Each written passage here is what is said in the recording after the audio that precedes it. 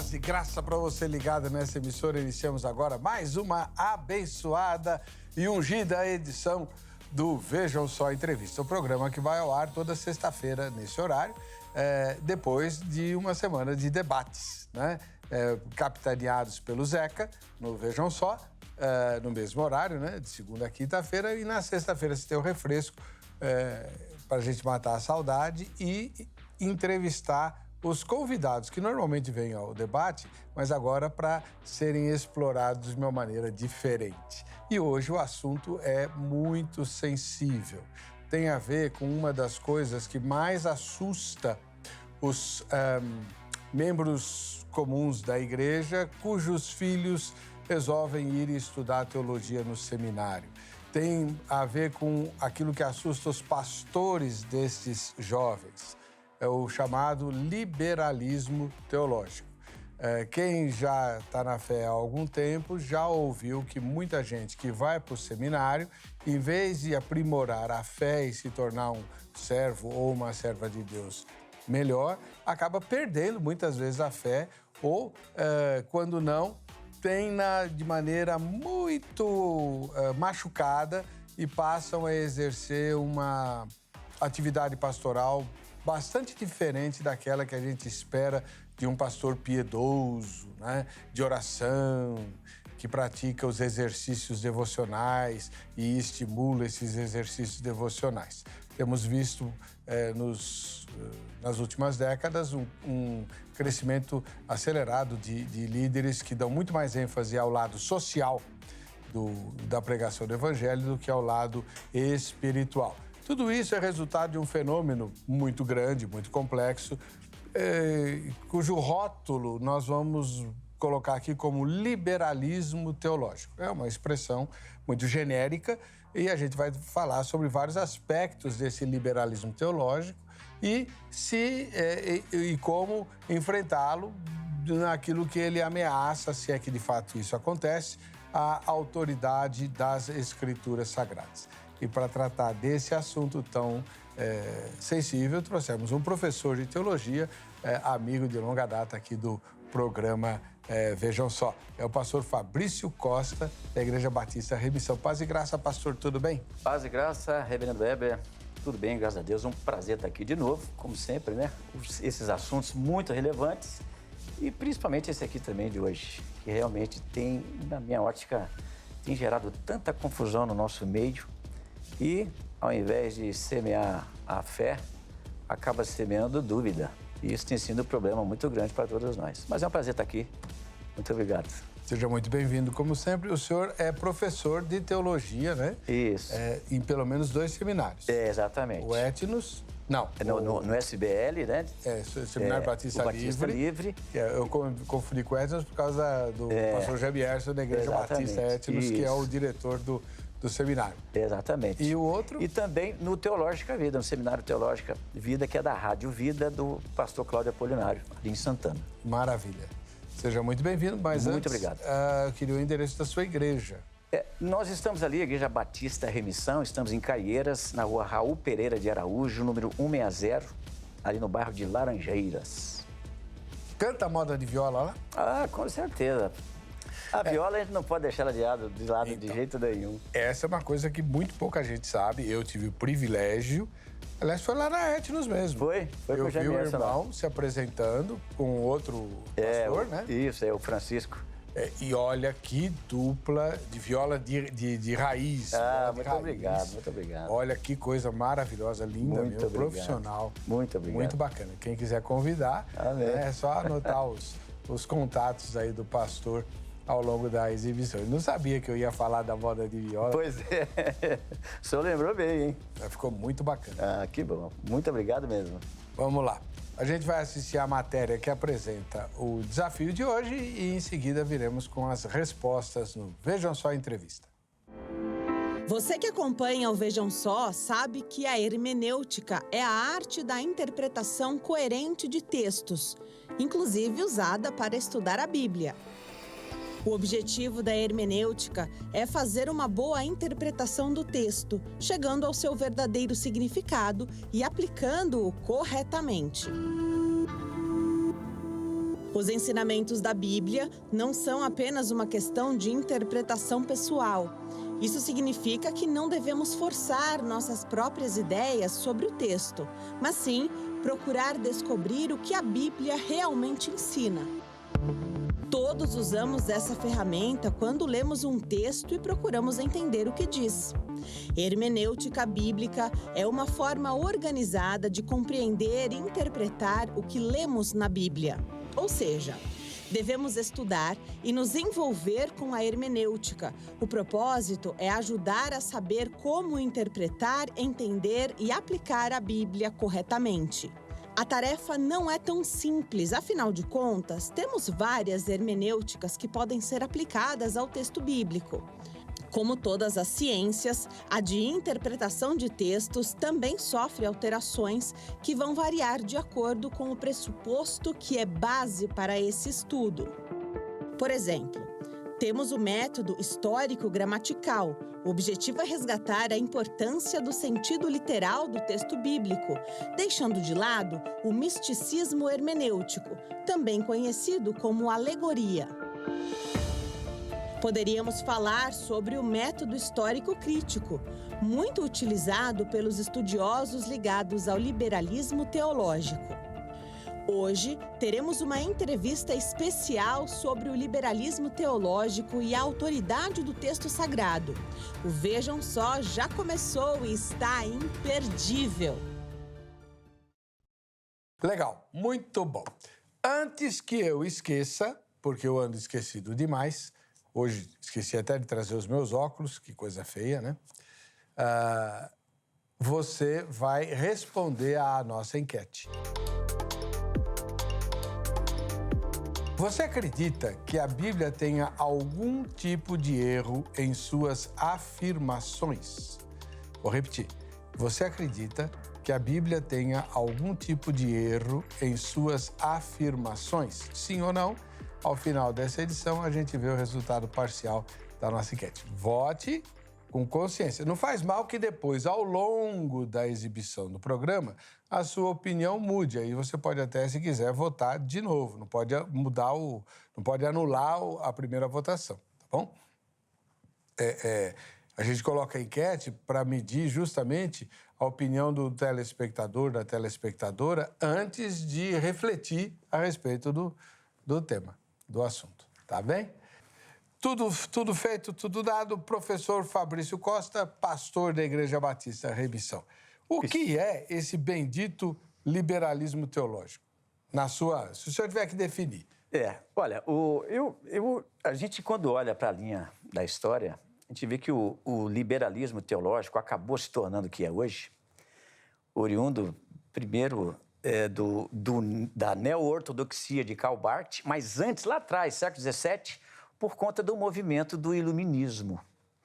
O iluminismo entendia que a razão que tinha que explicar todas as coisas. E, de certa forma, se levanta muito contra a igreja, contra a fé, contra a Bíblia, e quer explicar tudo na razão. O iluminismo é interessante. Tudo que não está na razão estava na escuridão, segundo eles entendiam.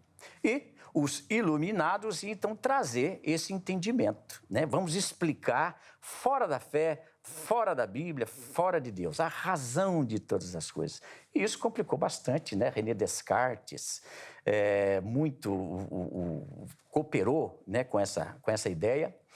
E isso acabou atingindo a igreja, com certeza, porque começou a desqualificar, desautorizar as escrituras, desconstruindo aquilo que até então o cristianismo sempre se fundamentou, que era a realidade dos personagens, da pessoa de Jesus, das ocorrências históricas. Então, quando se desconstrói isso e quer agora explicar tudo pela razão, aí você começa a ter complicações. O que veio na sequência foram, então, alguns teólogos, pastores, professores que foram aderindo a esse movimento do iluminismo e depois acabou surgindo, então, o que hoje a gente chama de teologia liberal, né? Mais para cá, século XVIII, ali, comecinho do século XIX, aí você tem Karl Barth, que ele se levanta contra o iluminismo, porque ele entendia o seguinte: não, tirou a Bíblia do contexto da fé? Não. Então, ele não foi contra o fato de que a Bíblia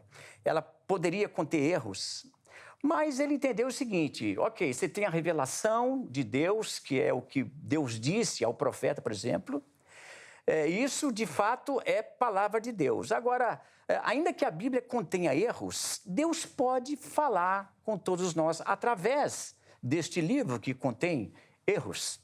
Então, aí criou-se o que na época ficou conhecido como a neo-ortodoxia. E isso só foi se aperfeiçoando. Então, hoje, o liberalismo teológico ainda continua fundamentado nessa desconstrução de que o cristianismo, por exemplo, ele não tem tanta autoridade assim, as histórias que ali estão não procedem, são muitas vezes criações da cabeça dos apóstolos, os milagres não são reais, se existe algum milagre, ele não interfere na ocorrência do mundo real. Então, foi desconstruindo isso, e isso foi um estrago muito grande hoje dentro da igreja.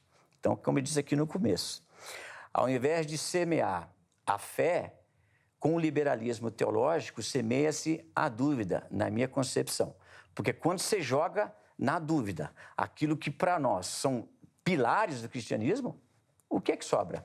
Aí vai sobrar o sentimentalismo, as emoções, e aí tudo começa a ficar bastante complicado. Então, de maneira geral, né, hoje o liberalismo ele começa dessa forma e hoje está aí ainda agindo na desconstrução da historicidade dos relatos bíblicos, dos milagres ali relatados, de todas aquelas ações que a gente crê, sempre cremos, e também de que a Bíblia não é toda essa autoridade assim, ou nem possua a autoridade que hoje deveria ter.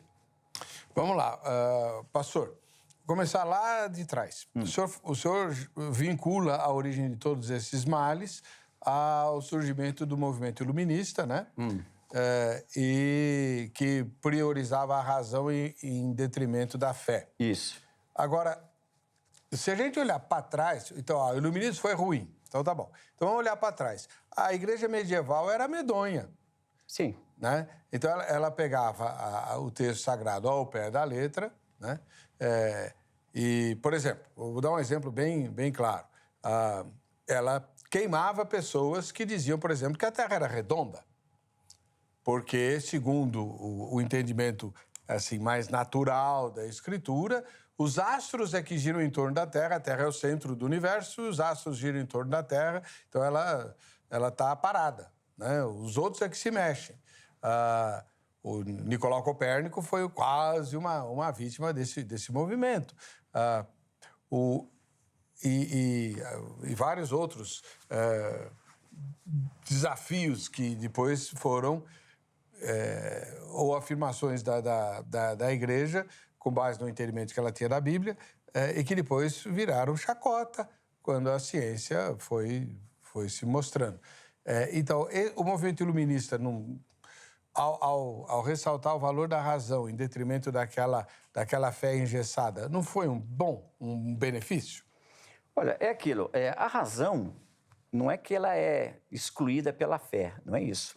Mas a razão não pode excluir a fé também, como o iluminismo tentou fazer. Então, ao mesmo tempo que você tinha absurdos nas interpretações da igreja medieval, e graças a Deus pela reforma, né, que fez aniversário agora recentemente, isso se acertou bastante.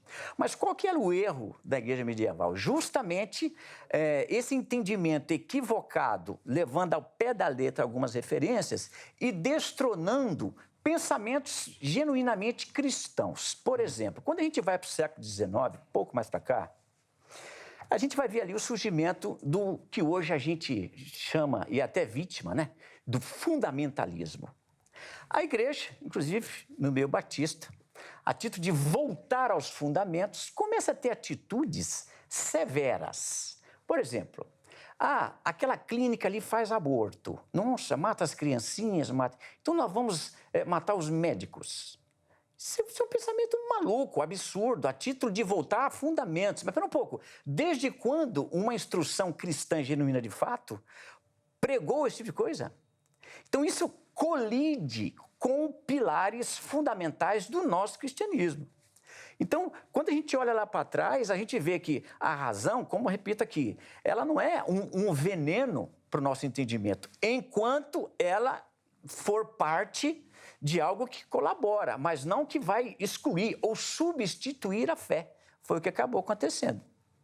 Porque quando o iluminismo e depois o liberalismo teológico começa a entender que os relatos bíblicos, eles não têm historicidade, não têm autoridade. Não, Jesus nunca andou sobre as águas. Não, não foi isso não. Não, Jesus não nasceu de uma virgem, imagina, nasceu como todo mundo. Né? Como o Bultmann chegou a dizer. Ele pega, inclusive, ali o credo apostólico e vai dizer que a única coisa que ali tinha autoridade, meio do fundamento histórico, é que Jesus morreu sob o poder de Pôncio Pilatos. Gente, e o resto? O resto ele tirou para fora. Então, quando a razão quer substituir a fé, eu acho que aí ela começa a assumir um papel que não é dela. Então, mas aí, vamos lá. Uma das coisas que a reforma protestante fez no século XVI foi separar a igreja e o Estado, certo? Certo. Que até então era tudo junto, a igreja era o Estado, porque era o Império Romano e o chefe do Império Romano era o Papa. Então, beleza. O Sacro Império Romano Germânico. Isso aqui no Ocidente, né? Aí, quando a reforma, em 1517, começa a destruir essa visão, ela propõe, então, uma separação entre igreja, as questões da fé, e o Estado, que é a vida civil, que é o que as nações do Ocidente perpetram quase todas, né? Maravilha.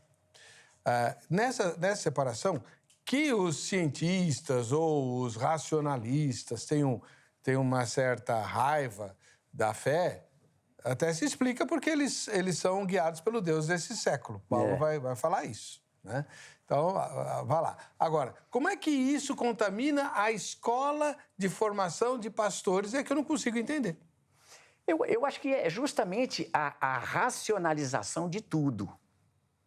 Ou seja, quando eu tomo para mim o entendimento de que realmente a Bíblia não tem toda essa autoridade e ela é um livro que contém erros, o meu crédito a essa escritura diminuiu. Então agora eu vou, ou para não dizer que zerou, né? Para muitos acabou zerando.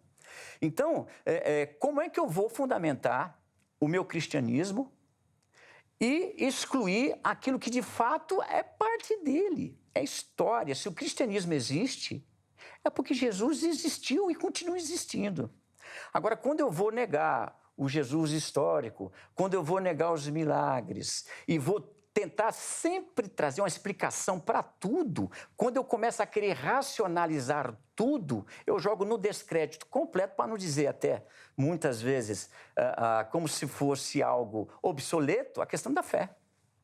E uma vez que eu tiro a fé de lado e quero agora tudo trazer para a razão, eu não vou conseguir mesmo expressar um cristianismo genuíno. Quer ver um exemplo? Eu estava no debate uma vez e um pastor liberal disse: a Bíblia está cheia de erros. Você pega lá a tentação de Jesus, tanto em Mateus 4 e Lucas 4. Onde é que tem em Jerusalém um monte tão alto, onde então Jesus, levado pelo diabo, pôde ver todos os reinos da terra? Isso é um erro, não existe esse monte em Jerusalém. Eu falei: mas meu irmão, existe esse monte aonde? Não é só em Jerusalém. Aquilo foi um evento sobrenatural. Não, esse é um erro. Aí começa esse descrédito e joga tudo. Aí vamos àquela busca de que Jesus é a chave hermenêutica. Então, sim, Jesus é o Filho de Deus, é o cerne, ele é o centro de tudo. Mas isso não significa que todas as ocorrências, a autoridade que a Bíblia possui como palavra de Deus, agora a gente deixa isso de lado e vamos racionalizar tudo. Não, peraí. Israel atravessou o mar mesmo? Vamos ver lá na região. Não, ali é que acontece o momento em que o mar fica muito raso, a maré abaixa muito, aí surge um pedaço de terra. Aí começam essas explicações que não explicam e vão contra até o texto bíblico, que inclusive, né, já que fiz menção, A pessoa que contesta a passagem de Israel no meio do mar, vai contra o texto de Êxodo 14, que diz que eles passaram e tinham parede de água, não teve maré nenhuma que desceu. Então começa essa aniquilação da verdade, de fatos reais, que nós temos que entender como realidade, cremos como que foi realidade. E aqui, se eu for começar agora a racionalizar tudo, eu começo a complicar. Então, o problema não está na razão, mas quando a razão substitui a fé. E aí, ela ocupa o lugar que não é dela. E vai gerando muitos mestres, professores e pastores, né, aqui com perdão da palavra, incrédulos, que levam o povo para uma incredulidade. E isso desconstrói tudo aquilo que a nossa fé precisa estar fundamentada. Palavra de Deus. Daqui a pouquinho a gente vai abordar de forma bastante específica a questão de há ou não erros nas Escrituras, na Bíblia que a gente tem hoje. Mas antes eu queria esclarecer uma coisa. Essa ideia de rejeitar a autoridade das Escrituras, que vem desde o início do movimento liberal, que teve seu auge lá no século XIX, ela parte da seguinte premissa. Veja bem você. Todas as afirmações que são feitas pelos livros precisam ser comprovadas. Então, por exemplo, Israel esteve no Egito como escravo e foi liberto, tal, lá pelo século XV, se não me engano, antes de Cristo. Tá bom. Onde é que eu vou procurar essa confirmação? Se eu não encontrar nenhuma confirmação, não é que eu encontrei alguma coisa que negue isso. Não, não é isso. Eu não consegui confirmação histórica. Então, eu duvido do relato. O relato não é confiável. Eles falam isso. Exatamente. Né? Ele não é confiável. A Bíblia diz que Jesus ressuscitou ao terceiro dia. Bom, eu preciso de provar isso. Se eu não conseguir provar isso, então esse relato não é confiável. E isso não vale só para a Bíblia. Pasme você, né? Esse tipo de crítica se estendeu até a William Shakespeare. Tem liberais, aí, não teólogos, né? Mas eruditos, que duvidam que Shakespeare existiu. Né? Por quê? Porque como é que eu quero provas históricas de que Shakespeare existiu? Você tem um monte de peças que ele escreveu. Mas pode ter sido alguém que usou um codinome. Né? Exatamente. A mesma coisa eles falam, as cartas de Paulo. Quem garante que foi Paulo que escreveu? Cadê o cartório onde ele registrou lá? Quando não, ainda faz assim, não, mas isso aí que você está falando é a ideia de Paulo, não é a ideia de Cristo. Também. Essas separações malucas. Porque tudo eles querem comprovação. Agora, não é só a Bíblia que tem relatos que não podem ser comprovados. Os livros de história também. Né? Tanto é que alguns divergem em alguns aspectos. Os autores clássicos, por exemplo, tem gente que duvida da existência de Sócrates. Né? Sócrates era um personagem que Platão inventou, porque Sócrates nunca escreveu nada. Né? Assim como Jesus só escreveu na areia. Pois e sabe lá o que é. Então, alguém criou esse personagem. É esse espírito de contestação e de pôr dúvida em tudo que está registrado, que é a mãe do liberalismo, no caso, o liberalismo teológico. E nem tudo que está nas Escrituras pode ser comprovado. Vou dar um exemplo bem fácil. No princípio, criou Deus os céus e a terra. Tá bom, essa é a primeira afirmação que a Bíblia diz, né? No princípio criou Deus. Como é que eu vou comprovar isso? Pois é. ou dizer, não, tá errado, né? Não foi Deus que criou tudo no princípio, foi uma deusa, né? Exatamente. Como é que eu posso fazer? Não existe. Então, o fato de eu não poder comprovar gera a dúvida racional, então eu não confio nesse relato. Resultado, você não vai confiar em mais nada, é o tal do relativismo total, né? Em que você, no fim de tudo, você acaba não confiando em mais nada. A própria guerra acerca do Jesus histórico. Jesus existiu, Jesus não existiu. Gente, quando a gente olha para os primeiros séculos, você nem tinha esse debate. O debate não é se Jesus existiu. O debate que visitava as rodas e as escolas era qual é a natureza de Cristo. É homem, é Deus, é homem, Deus, como é que é? Agora, isso depois, agora mais tarde, começa a se levantar essa lebre do Jesus histórico, aí vamos colocar em dúvida todas as coisas. E o pior, né? Que o cristianismo, ele existe, como já disse aqui, porque ele procede dos ensinamentos de Jesus Cristo. Se Jesus não existiu, o nosso cristianismo é fake, né? Como se diz muito hoje. Aí tem os outros elementos ou personagens que são considerados também mitos. Adão e Eva não foram pessoas de fato, eles foram representantes da raça humana. Gente, se Adão e Eva não foram pessoas de fato, o pecado não é de fato. Nada é de fato. Jesus morreu à toa. É uma loucura tão grande e ainda enche os corações e os olhos de muitas pessoas no nosso meio, em que vão jogar os pilares da nossa fé de lado a título de vamos ser mais racionais, quem sabe até, uns dizem, mais inteligentes, e não ficar aí nessa caixinha, só porque está escrito a gente tem que acreditar. Gente do céu, a palavra de Deus é a palavra de Deus, né? Aliás, uma discussão que veio na sequência com Solomon, né? Foi o primeiro a dizer, a Bíblia, ela não é a palavra de Deus, ela contém a palavra de Deus.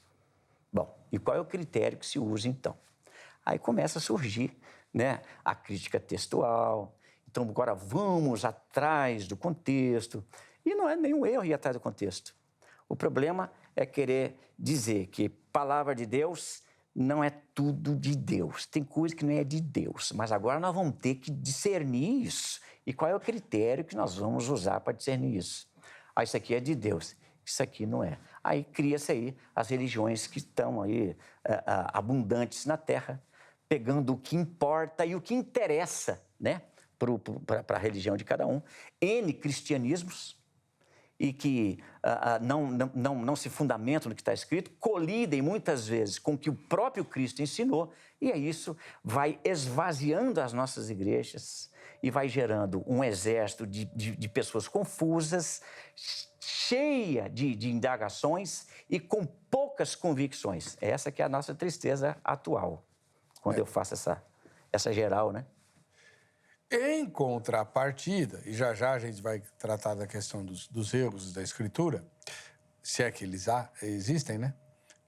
Em contrapartida, o movimento liberal acabou gerando o desenvolvimento de uma ciência chamada crítica textual. Exato. Né? E você já teve... Crítica. Você que acompanha o Vejam Só, teve o privilégio de assistir a alguns... episódios em que nós entrevistamos as maiores autoridades do mundo, sobretudo do mundo ocidental, a respeito de crítica textual. Entre elas, o Dr. Wilson Paroski, a maior autoridade das Américas em crítica textual, um brasileiro, né? Hoje, se não me engano... Não, ele está morando no Brasil, porque ele está dando aula aqui, mas com formação na Europa e nos Estados Unidos, né? Com pós-doutorado lá. Ele é da Igreja Adventista e publicou aqui no Brasil as melhores obras sobre crítica textual, no caso do Novo Testamento, né? E essa ciência acabou provando, de forma muito sobeja, né, a autoridade das Escrituras, de um modo muito assim, irônico, né? Então, por exemplo, vou dar só um exemplo. Você tem milhares de vezes mais evidências e provas na história da existência, da antiguidade e da exatidão do texto bíblico do que, por exemplo, sobre as peças de Hesíodo, de Homero, né, dos grandes autores gregos, né, e até mesmo de Shakespeare. Exatamente. Né? Então, a autoridade histórica dos registros bíblicos supera em centenas e, às vezes, milhares de vezes a autoridade histórica dos escritos tidos como clássicos, né, da antiguidade clássica. né? Inclusive os escritos de Platão. Tá? Então, a gente precisa também olhar para o outro lado. O liberalismo levantou questionamentos que foram respondidos. Eles não ficaram... Exatamente, sem resposta. É que o fundamentalismo, o senhor mencionou de passagem o movimento fundamentalista, e ele é muito pouco compreendido. O senhor citou o fundamentalismo norte-americano, né, McIntyre. O irmão McIntyre é um irmão piedoso, mas que extremado, né? Então, se a Bíblia diz assim, é assim e está acabado, né? Então, o aborto é pecado, eu vou destruir quem faz aborto. Então, eu vou destruir. E, de fato, houve um movimento lá nos Estados Unidos para invadir clínicas de aborto, agredir as pessoas que assim procediam e tal. Coisas criminosas, né? Mas a ideia era, antes importa obedecer a Deus do que os homens. Voltar aos fundamentos. Então, Jesus não faria isso, né? Então, aí veio o equilíbrio. Peraí, como é que o Senhor Jesus se posicionaria numa situação como essa? Não é verdade? Então, o fundamentalismo ele acabou extremando aí um lado e muito, ainda trouxe muito legalista, esse né? peso para o termo, né? Porque, cá para nós, né, gente? Se você tem fundamentos, você é fundamentalista. A questão que fundamentalismo tomou aí esse corpo de intolerância, de violência, por conta desses exageros aí. Agora, o cristianismo tem fundamentos. A nossa fé tem fundamentos. O que não significa que, então, a interpretação de um, né? A segunda, vamos voltar aos fundamentos. Vamos então, agredir os que estão matando as crianças. Espera um pouco. A política de Cristo sempre foi de não resistência. Não resistais ao homem mau. Essa é a política de Jesus, essa é a política da igreja. Você não vê a igreja se levantando dessa maneira. Aliás, gente, uma coisa que a gente pode mensurar a nossa fé é quando você olha para a tua igreja, para a sua denominação e para aquilo que você acredita, e olha lá para trás na vida da igreja primitiva, vê lá se você encontra as mesmas ações e atitudes que você crê, a sua igreja pratica. Sabe, porque a nossa fé é a mesma.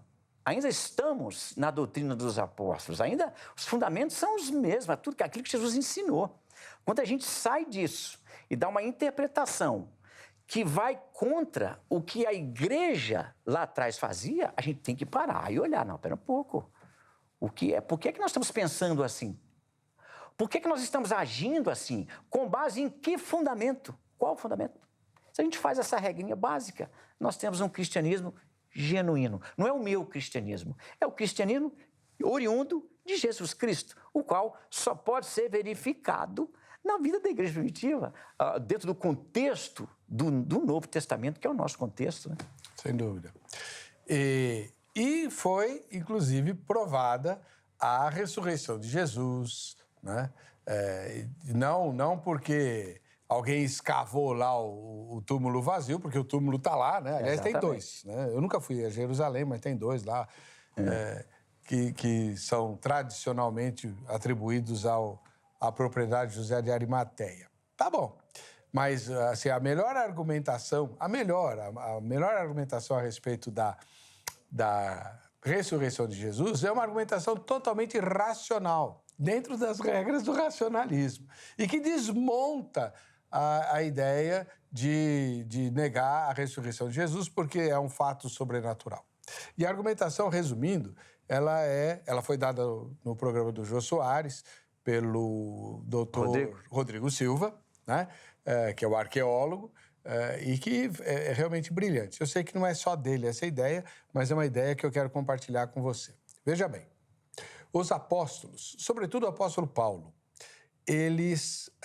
Paulo tinha sido um grande perseguidor da igreja, um torturador. Ele era um homem perverso e mau, muito amigo dos judeus, ele era um expoente do judaísmo. E depois ele virou o grande inimigo do judaísmo. Por quê? Porque ele passou a defender a ressurreição de Jesus. Ele viu Jesus ressuscitado, se converteu e passou a defender e pregar a ressurreição de Jesus, né? Então ele virou o grande inimigo do judaísmo. Ele e todos os apóstolos que também eram judeus. Eles não ganharam nada Nada. Não melhoraram de vida, não ficaram ricos, não ficaram importantes. Eles foram presos, açoitados, torturados, perseguidos, tiveram a sua liberdade totalmente tolhida e nenhum deles teve morte natural, exceto o apóstolo João, que também foi perseguido, né?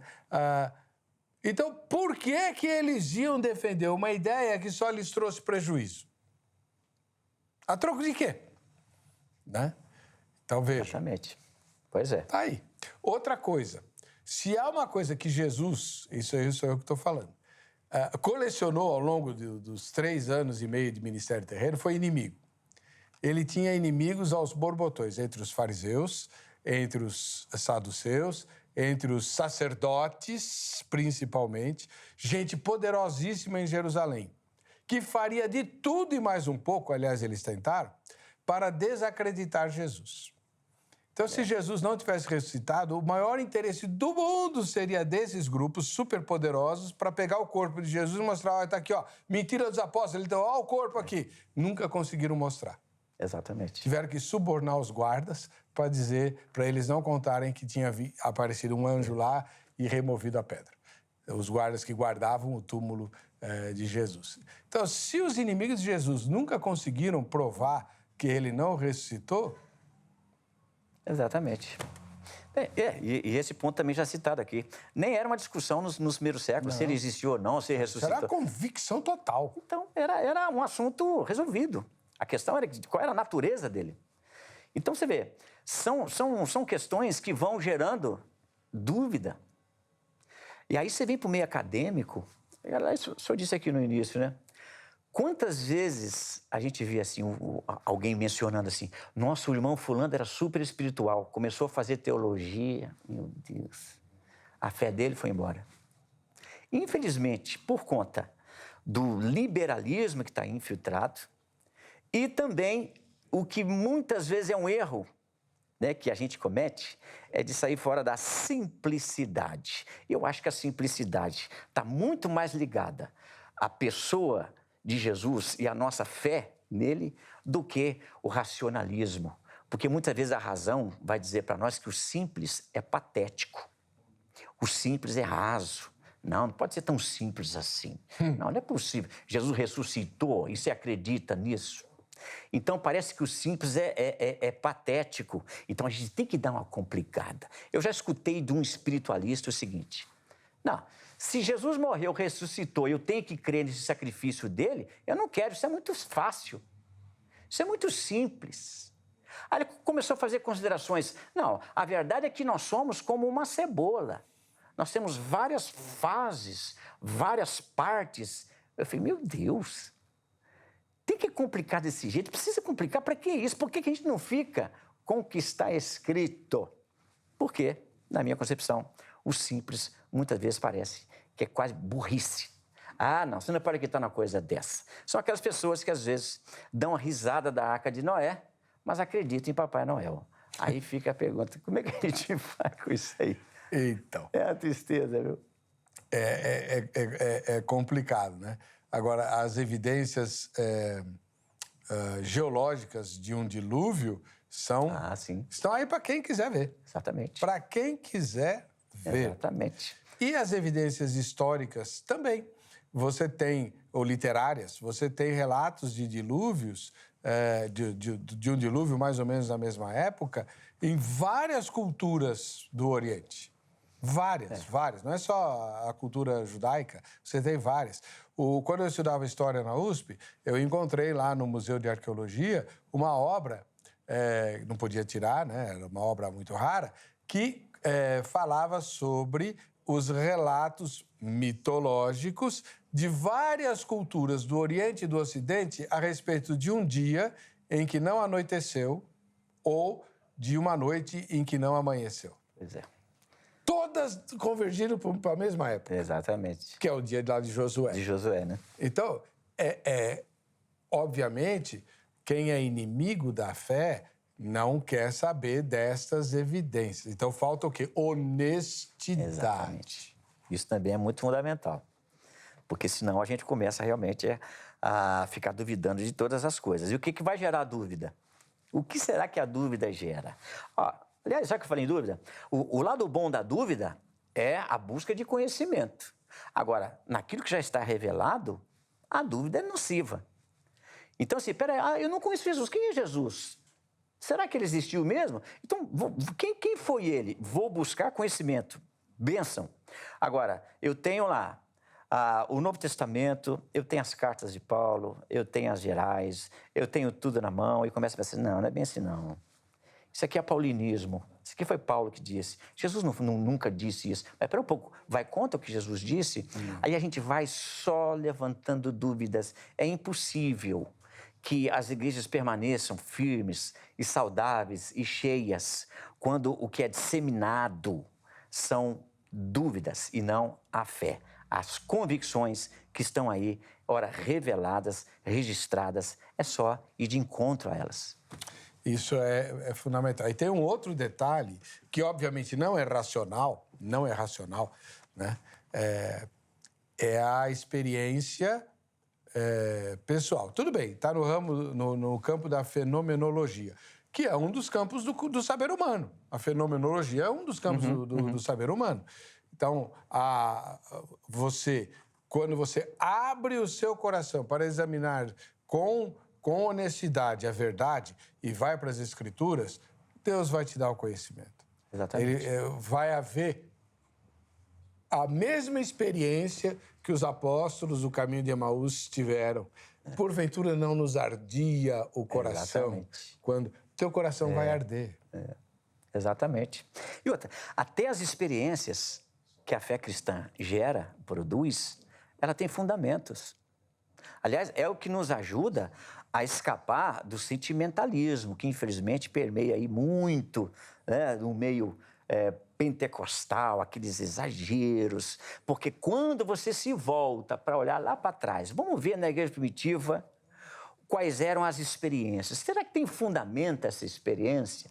Não é querer racionalizar, mas espera um pouco, fundamentar a experiência que estou tendo. Porque, afinal de contas, foi o próprio Jesus que disse que estes sinais seguiriam aos que crescem. Então, há sinais que confirmam a palavra de Deus. Há sinais que demonstram a ação de Deus. Então, as experiências estão aí. A gente também não vai anular a experiência. Coisa que o iluminismo quis fazer.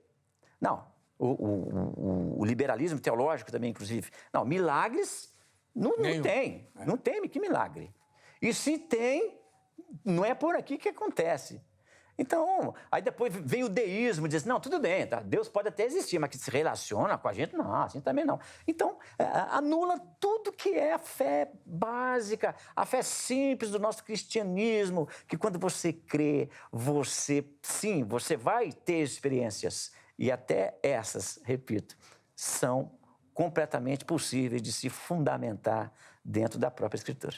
Aí você, já vou para as questões dos erros das Escrituras, só para fechar essa questão do nível de envolvimento pessoal. Você vai perguntar assim, não, peraí, Heber, então tem alguma coisa errada. Porque se a pessoa duvida, mas ela abre o coração para Deus falar com ela, e queimar o coração enquanto ela estuda as Escrituras, e Deus age assim, então por que há tantas dúvidas? Por uma questão que afeta a mim e a você que cremos nas Escrituras. E eu vou ser bem claro e me incluir, tá bom? O primeiro culpado disso que eu vou falar sou eu mesmo, tá? Há muitas coisas que a Bíblia afirma que Deus espera de nós e nós não queremos dar. Nós não queremos nos moldar ao desígnio de Deus. Não queremos. Nós aceitamos a vontade de Deus até onde ela corresponde aos meus anseios, aos meus desejos, às minhas opiniões e às minhas vontades. Quando ela contraria qualquer uma dessas coisas, aí eu não quero. Entendeu? Aí eu não quero. Pode ser coisa simples, assim, que nós julgamos de banais, só que a Bíblia não chama de banal. Por exemplo, vou dar um exemplo bem besta, né? Você faz dieta? Você cuida da saúde do seu corpo ou você vive igual qualquer outro incrédulo, obviamente tirando drogas, bebida e cigarro? Né? Se entope de gordura, não faz atividade física como deveria, A Bíblia chama isso de pecado contra o templo do Espírito Santo. E Paulo vai equiparar isso ao pecado, sabe do quê? De prostituição. E ele diz, aquele que destruir o templo do Espírito Santo, Deus o destruirá. Isso é gravíssimo. Nós não estamos nem aí, não damos nem bola. Basta olhar para as igrejas e ver o tanto de gente obesa que tem lá. Eu estou incluído, lembra, eu falei. Eu sou o primeiro transgressor.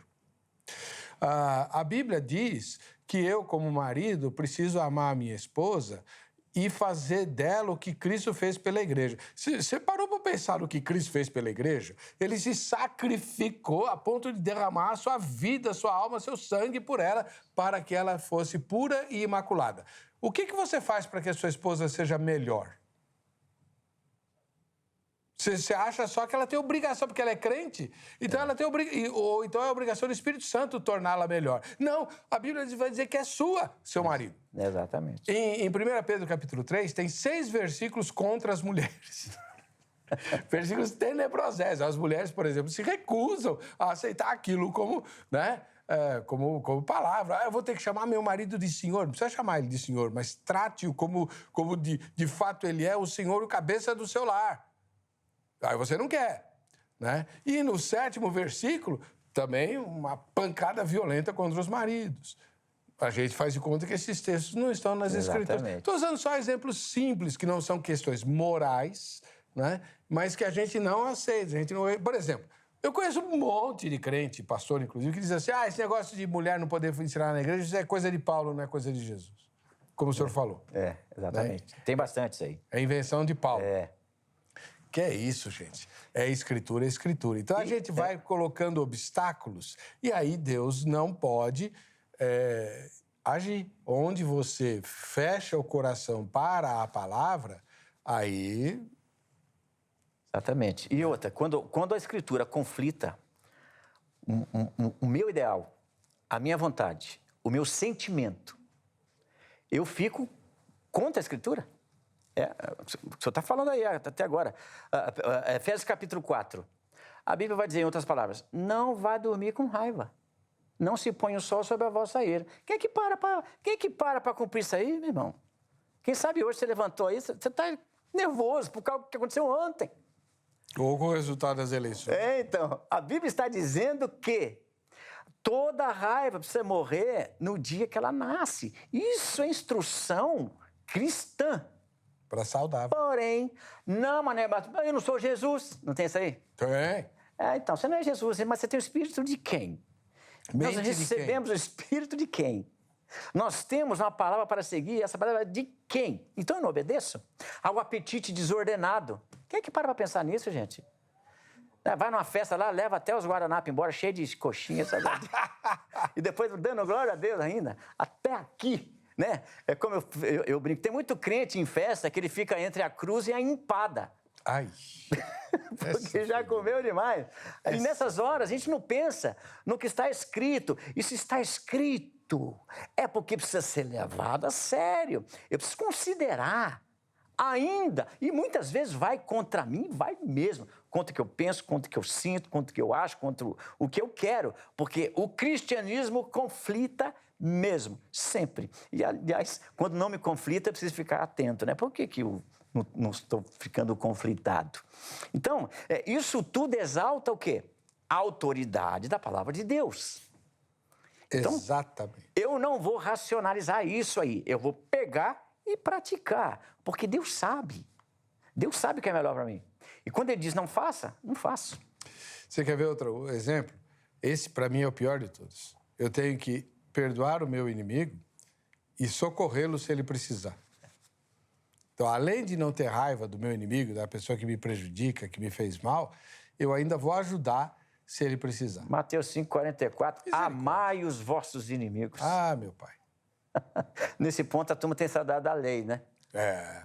Eu amo quem me ama e aborreço quem me odeia. Então. Aí Jesus vem e atrapalha os planos, né? Então, aí você vai dizer que isso é palavra de homem? Pois é. Né? Ou invenção de Paulo. Paulo era um torturador, ele arrastava mulheres e crianças e os obrigava a blasfemar. Ele mesmo diz isso em Atos 2 vezes. Então, gente, evidências de que o texto é sobrenatural existem aos borbotões. Abra o teu coração, ore, fala, Senhor, eu quero que tu reveles a verdade para mim. Mas seja honesto e honesta. E Deus vai agir, ele age. O principal... o autor do livro Torturados por Amor a Cristo, ele era ateu. Ele se converteu porque um casal de velhinhos que escondeu ele da polícia deu uma Bíblia para ele ler. Ele já tinha lido várias vezes. Falou, tá bom, vai. Já em gratidão, né? Ele leu e se converteu. Aí ele voltou lá no casebre e falou, escuta, eu li a Bíblia tantas vezes, nunca aconteceu nada. Não, a gente orava todos os dias, ao pé do fogo aqui na lareira, para que o Espírito falasse com você. Olha só. Ele foi preso, torturado, escreveu esse livro, né? Richard Wurmbrand, o nome dele, porque ele leu as Escrituras. Exatamente. Com o Espírito agindo. E outra, aquilo que Jesus ensinou em Mateus, quem ouve a minha palavra e as pratica,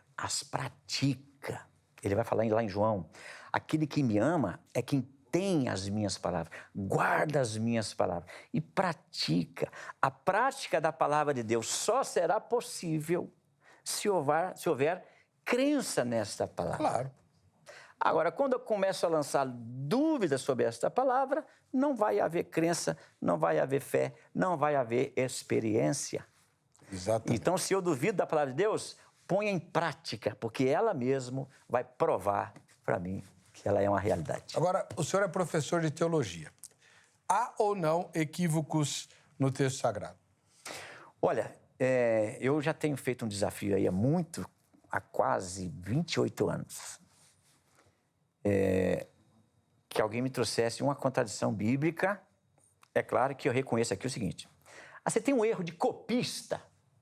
O livro de Reis diz que era 30 mil. Crônicas diz que era 32 mil.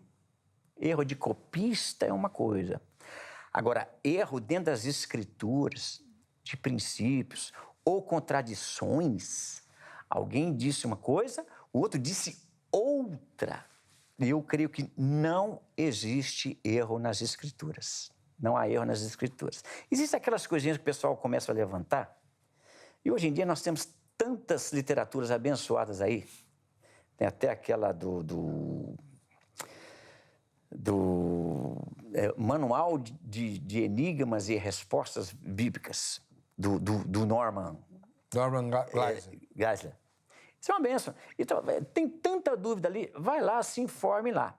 Mas tem aquelas questões que as pessoas, ao invés de irem atrás para verificar, ficam com o que escutaram. Toda pessoa que eu conheço que tem dúvida acerca das Escrituras é porque não lê as Escrituras. Não foi lá olhar com os próprios olhos. Ficou naquela de 1000 passará, 2000 não chegará. Onde está isso? Apocalipse. Nunca fui ver. Isso nunca esteve em Apocalipse. Nem na Bíblia. Nem na Bíblia, em lugar nenhum. Mas está aí. Muitas pessoas, eu inclusive, passei a infância com essa coisa na cabeça. Eu tinha medo de Apocalipse. E quando me converti, o primeiro livro que eu fui ler, Apocalipse. Credo. E nada disso. Então é assim, aquilo que a Bíblia diz, eu preciso acreditar nela.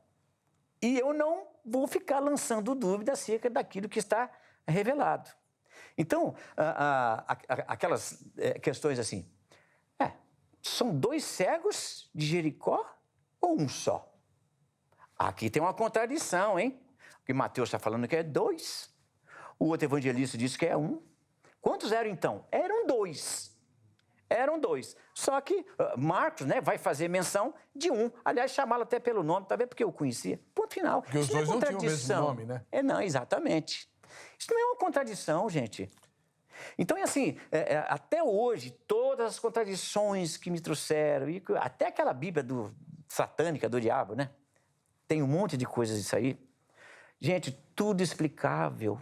Pelo amor de Deus, a Bíblia é, de fato, palavra de Deus. Ela não contém a palavra, ela é a palavra de Deus. E não contém erros. Aliás, quando a gente olha para o Novo Testamento é a literatura mais bem documentada do mundo. De longe. Do mundo. São mais de 5 mil manuscritos originais, não autógrafos, originais, que estão lá dizendo a mesma coisa. Das 36.289 citações dos pais da igreja, só o que eles fizeram menção do que hoje você tem como Novo Testamento nas suas mãos, Você junta, você monta o Novo Testamento inteiro, com exceção de 11 versículos. Só as 36.289 citações deles. Então, você tem, assim, uma obra muito bem documentada, fartamente documentada. Aí começa aquelas coisinhas assim. A perícope da mulher adúltera. Lá, Evangelho de João, capítulo 8. Isso aí não está nos originais. Que originais? Espera um pouco. Pode não estar num grupo de originais. Esses mais antigos não possuem. Mas está abundantemente nos majoritários. Você tem os dois grupos de manuscritos, né? Os mais antigos. Aliás, hoje em dia, a própria crítica já entende que não é porque é mais antigo que tem mais autoridade, né? E um dos fatos que lançam mão é que o manuscrito muito antigo e muito preservado, por que é que ele estava tão preservado assim? Sugere-se que fosse uma cópia ruim. Por isso foi deixada ali. Então, quando você lança a mão de toda essa quantidade de manuscritos, gente, você confirma tudo. Você não tem problema nenhum. Mas todos os críticos que apontam que o relato da mulher adúltera não está na perícope de João 8, afirmam que ele tem origem apostólica, porque ele aparece em Lucas, por exemplo. Exatamente. Em alguns manuscritos. Pois é. Então, não é e que comentários dos pais. Não é que o fato não tenha acontecido. Pode não ter acontecido naquele contexto de João 8 pela nossa Bíblia, mas está em outro contexto. Pouco importa. Exatamente. É que aí começa aquela questão, que é fruto também aí da teologia liberal, né? Quando surge, então, para poder discernir o que é a palavra de Deus e o que não é, a alta crítica. Então, você separa lá, você tem os dois grupos de manuscritos. Então, você tem o texto crítico, que é o minoritário, são menos manuscritos, e o majoritário, que você tem uma amplitude, mais de 5.000 textos, que é o texto recebido. Então, é assim, o crítico, como a gente já falou aqui, ele é o mais antigo. Então, você foi lá e falou assim, nossa, esse versículo não consta nos mais antigos. Pronto, você gerou uma interrogação, e temos até Bíblias, como a Revista Atualizada, se não me engano, que traz esses textos em colchetes, lançando uma dúvida lá para quem está lendo. Só que a verdade é a seguinte, não consta nos minoritários, mas consta nos majoritários. Então, os minoritários mais antigos, séculos 3, 4.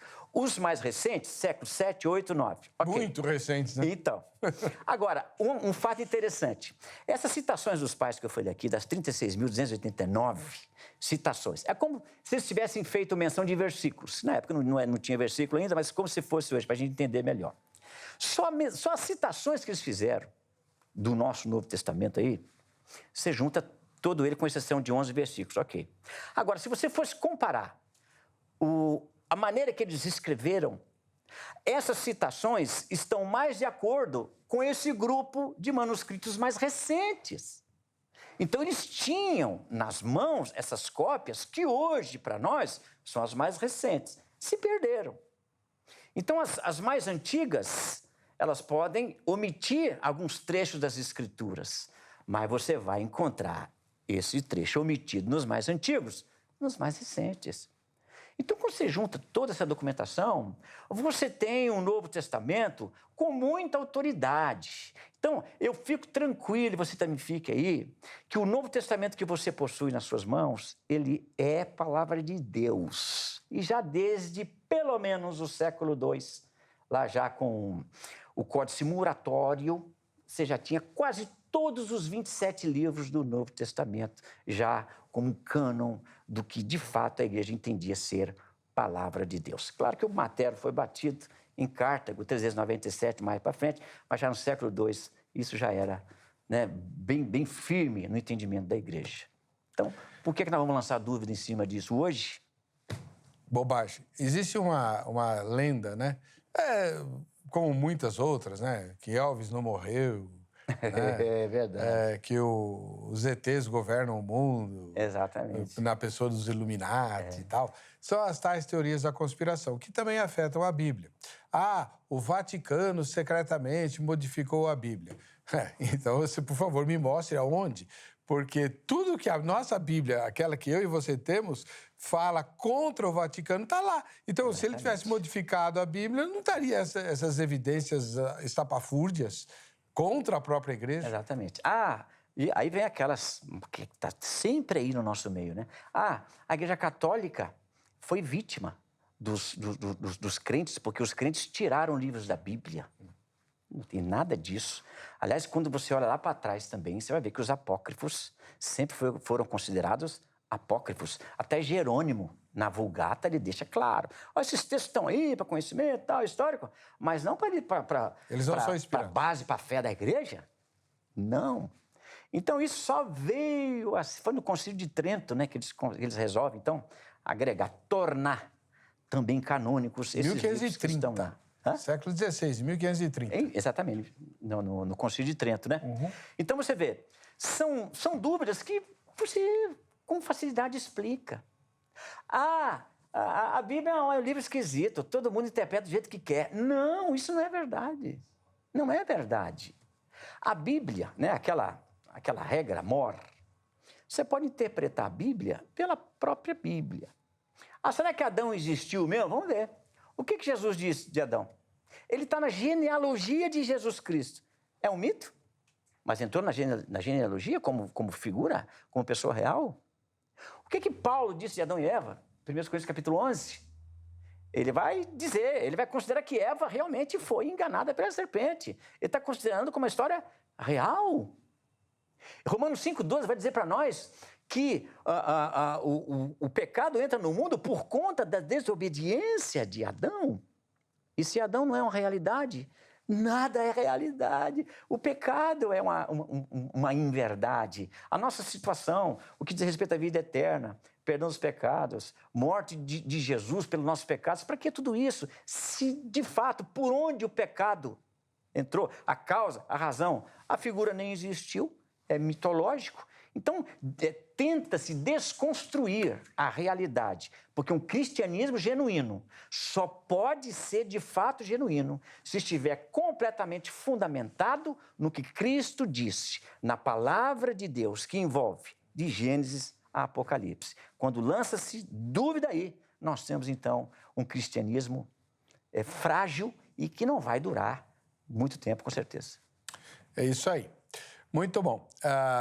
Como você está vendo, o liberalismo teológico ele tem muito mais a ver com o desenvolvimento do racionalismo, levado às últimas consequências e que desconstrói todas as verdades ditas por aí. Exatamente. Né? Não só as bíblicas, todas elas. Né?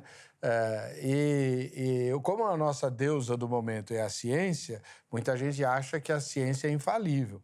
Vá ao Museu de Ipiranga, ele já reabriu, e você vai ver um monte de objetos que os médicos usavam para fazer sangrar as pessoas, inclusive os imperadores, porque cria-se que o mal estava no sangue, então tinha que tirar o sangue para a pessoa sarar.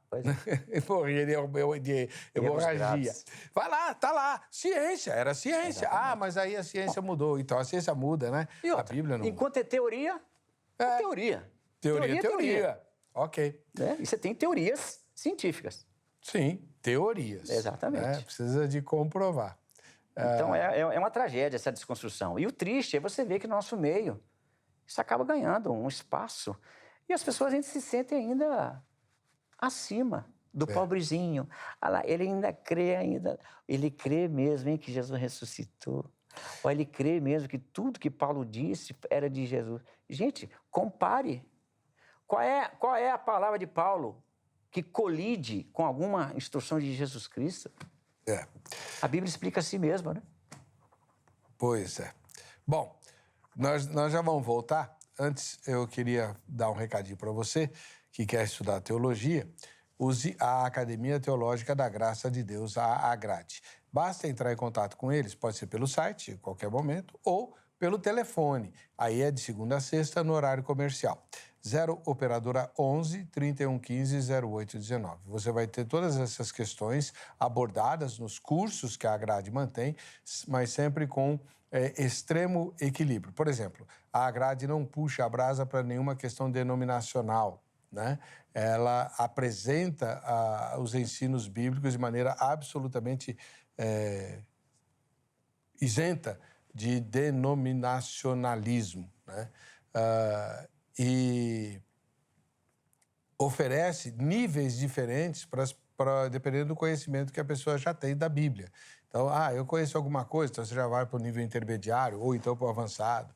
Tem cursos de história e uma série de outros cursos, não em todas as filiais, mas o curso bíblico está presente em todo lugar porque ele é apresentado em forma de ensino à distância, né? Então, entre em contato lá para você se informar, tá bom?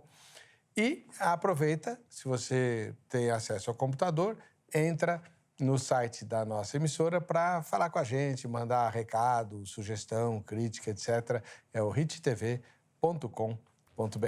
Eu volto já já com as fotos daquelas pessoas que assistem ao Vejam Só, tá bom? Vamos lá.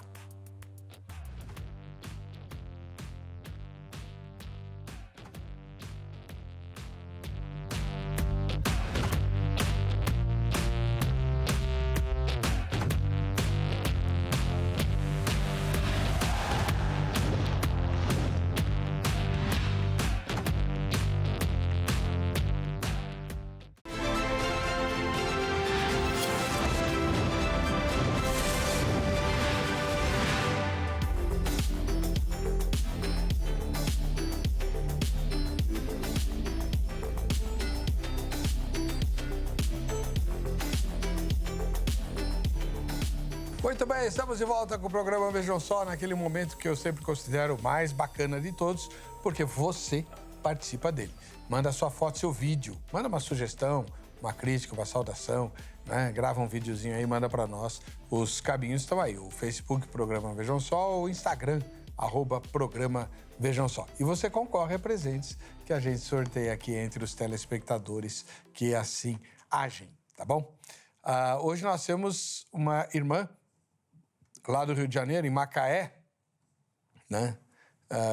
Onde o João Vitor estava estudando, nosso ex-colaborador aqui, é a Francisca Geane, a nossa telespectadora de Macaé. Deus abençoe você, viu, Francisca? Um grande abraço. Fica na paz. No interior de São Paulo, a Rosana Maria mora em São Carlos, no interior de Paulista, né? E faça como eles, ó, bate a foto enquanto o programa está no ar. Fica bacana, né? Muito legal, Rosana. Deus abençoe você. E na capital paulista, o Valdecir... a Valdecir Maria é telespectadora nossa, né, aqui do programa. Não sei quem bateu a foto para ela, né, dona Valdecir Maria? Você tá com as duas mãozinhas aí. Quem bateu essa foto? Tem que dar o crédito, poxa vida. Tá bom? Deus abençoe. Um grande abraço para vocês. Muito bom. Alguns telespectadores mandaram comentários. O Miguel Gomes, em relação à nossa enquete, ele escreveu o seguinte: o erro não está na Bíblia, e sim na interpretação do homem. Né? Com certeza. Esse é um erro antigo, né? Interpretar as Escrituras com algumas lentes que não procedem dos princípios e das premissas que são também igualmente bíblicas, né? A gente parte de outro princípio, vai dar tudo errado no final. O próprio Jesus censurava os escribas por causa disso. Exatamente. Né? Nossa, quantas vezes, né? Ele vem dar o real sentido do que estava escrito. É igual naquela passagem, já que falamos aqui da mulher adúltera. Eles queriam ver a pedra descer ali, eles queriam ver o sangue escorrer ali. E Jesus faz uso do que ele depois vai definir lá em Mateus 23, né? O mais importante da lei, juízo, misericórdia e fé. Olha lá. Jesus usa da misericórdia, mas a turma até hoje, de vez em quando, quer ver. Acho que se fosse hoje, a pedra tinha atingido todo mundo. Jesus tinha sido apedrejado, a mulher, todo mundo. Uma pena. Renato Júnior escreve: a Bíblia é a inerrante palavra de Deus. De fato, ela é regra única e infalível de fé e de prática. A questão toda é a seguinte: Deus é real. Ele não é uma invenção ou um anseio humano, como diria o Marx, o Freud, né? Uma bengala para que a gente possa se sentir amparado num mundo tão hostil. Não. Deus, ele é real. Ele é real. E se você abrir seu coração para que Deus haja de forma real nele, ele vai fazer isso. Não tem a menor sombra de dúvida, né? Uma coisa interessante acerca da palavra de Deus ser, de fato, genuína como palavra de Deus, é que há muitos movimentos chamados cristãos ou simpatizantes do cristianismo que, quando se formam, eles acabam lançando mão de um outro livro para poder andar aparentemente equiparada com as Escrituras. Mas eles vão se fundamentar mais numa outra Escritura, ou do seu profeta, ou do seu fundador, e acabam seguindo mais por ali. Por quê? Porque a Escritura, de alguma maneira, confronta, colide ou desaprova algo que eles professam. Então, ao invés de se submeterem ao Cristo, que eles até então não são contra, eles geram uma outra Escritura e se fundamentam ali. Agora, se você disser, você não crê na Bíblia? Claro que eu creio, eles vão dizer.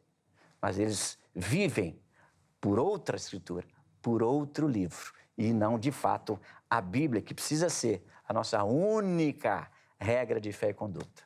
Aí. Gabriel Borges escreveu, respondendo à enquete, né, ele não crê que haja erros na Bíblia, pois a palavra de Deus foi escrita por homens inspirados pelo Espírito Santo de Deus, não tem erros, né? Paulo fala disso, Pedro reforça isso, Jesus disse que as Escrituras não podem falhar e ele lançava em rosto dos seus inimigos grandes conhecedores das Escrituras, né? Mas a Escritura não pode falhar, e aí? Ela diz isso e tal, a meu respeito, né? E eles ficavam loucos da vida. Aí tem aquelas questões, foi homem que escreveu, homem que erra. E outra, a igreja colocou só o que interessou. E aquele monte de livro que não entrou? Porque a igreja não quis colocar. Gente, pelo amor de Deus, às vezes parece que o Novo Testamento, o cânon, para alguns, parece que ele foi formado assim, vamos ver, minha mãe mandou bater nesse daqui, esse entra, esse não entra, não foi assim. Houve critério para que cada livro aí que compõe o Novo Testamento, o Antigo Testamento, em 90, no Concílio de Jâmina, né, bateu-se martelo acerca do que ele sempre foi de Gênesis a Malaquias. Agora, o Novo Testamento, ele obedeceu critérios, apostolicidade, uso, exatidão doutrinária, tudo isso aí foi considerado para poder eliminar a quantidade de livros que existia. Aí hoje o que é que acontece? Aí descobre-se, por exemplo, como foi alguns anos atrás, foi até capa da National Geographic, né? Os achados dos escritos do Evangelho de Judas, onde aqueles originais diziam que Jesus meio que pediu para Judas quebrar o galho e trair ele. Aí muitos disseram assim, olha, a igreja não quis colocar isso aí na Bíblia. Gente, isso já foi resolvido. Está cheio desse tipo de originais, de narrativas absurdas acerca da pessoa de Jesus Cristo, né? Ou como...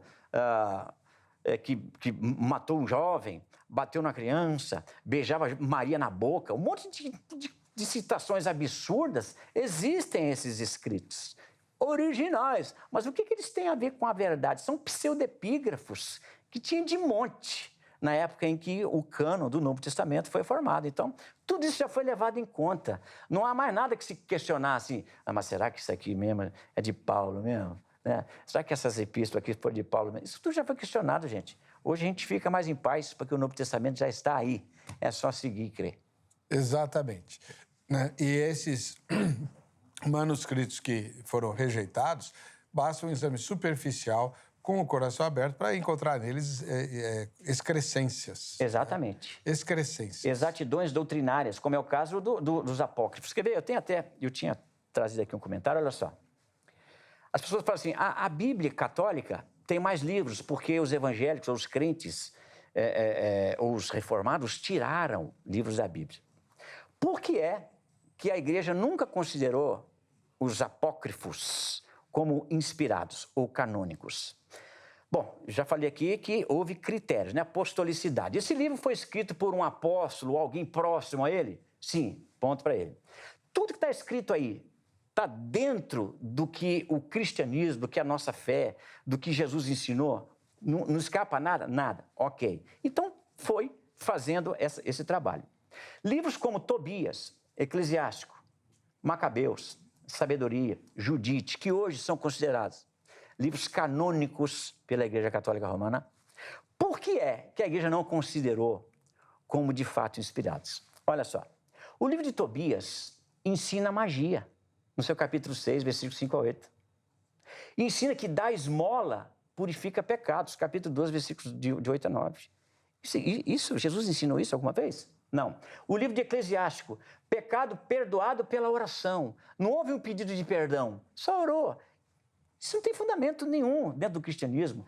Segundo Macabeus, oração pelos mortos, capítulo 12, versículos 42 a 46. Isso é uma prática de uma denominação, mas você não encontra respaldo ao longo de todo o Novo Testamento para que isso aconteça. Você vai ver que Jesus vai dizer que Deus é o Deus de Isaac e de Jacó.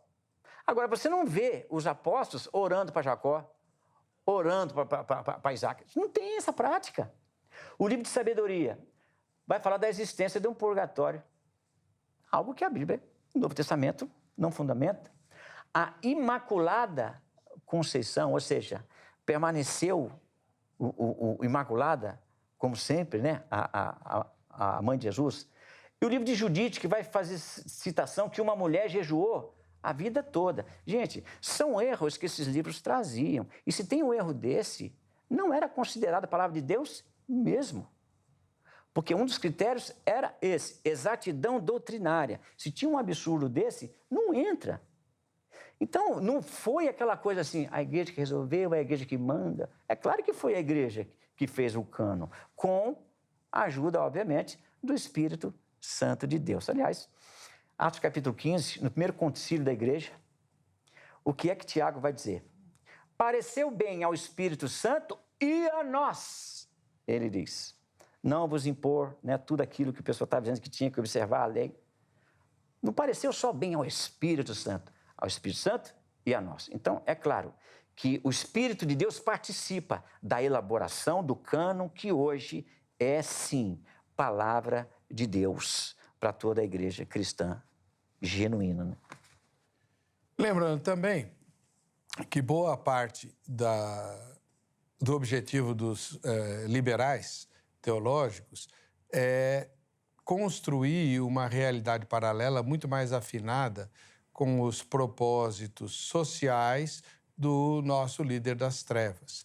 E o erro dos filhos da luz é não promoverem as obras sociais como resultado do seu amor ao próximo, né? A gente nunca leu e praticou isso, e por isso hoje temos que enfrentar a cartilha socialista, né? Erro nosso, tá bom?